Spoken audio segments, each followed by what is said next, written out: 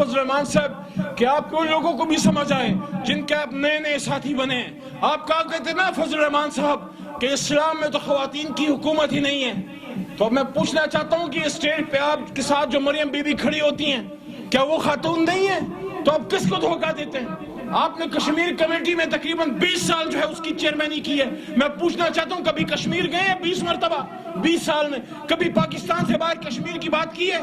کبھی ہندوستان کے خلاف اعلان کوئی آواز آپ نے اٹھائی ہے؟ اور میں ان سے یہ بھی پوچھنا چاہتا ہوں فضل الرحمان صاحب، آپ اور آپ کی صدارت میں مریم نواز بی بی اور بلال بھٹو زرداری صاحب جو ہیں وہ نکلنا چاہتے ہیں، الیکشن کمیشن آف پاکستان کے خلاف احتجاج کرنا چاہتے ہیں. کس چیز کا احتجاج کرنا چاہتے ہیں؟ میں آپ سے یہ پوچھنا چاہتا ہوں بلال صاحب، آپ کے والد صاحب کی 5 سال حکومت رہی اور آپ اپنی حکومت میں بے نظیر بھٹو صاحبہ کے جنہوں نے شہید کے ان کو تخت اعدار تک نہیں پہنچا سکے، جس نے اپنی ماں کو انصاف نہیں دلایا، وہ میری قوم کو انصاف دے گا؟ عمران خان وقت کا ایک ایسا لیڈر اٹھا ہے جس پہ عوام کو اعتماد ہے.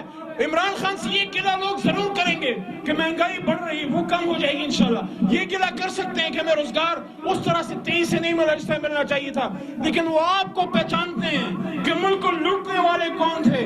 عمران خان سب کچھ کر سکتا ہے، ملک نہیں لوٹ سکتا، ملک نہیں بیچ سکتا، منی لانڈرنگ نہیں کر سکتا، پاکستان کے خزانوں کو یہاں سے اٹھا کے انگلینڈ اور امریکہ نہیں لے جا سکتا. وہ نہ سر محل بناتا ہے، نہ سوس بینک اکاؤنٹس کھولتا ہے، نہ انگلینڈ میں لندن میں فلیٹس بناتا ہے، کیونکہ عمران خان میڈ ان پاکستان ہے.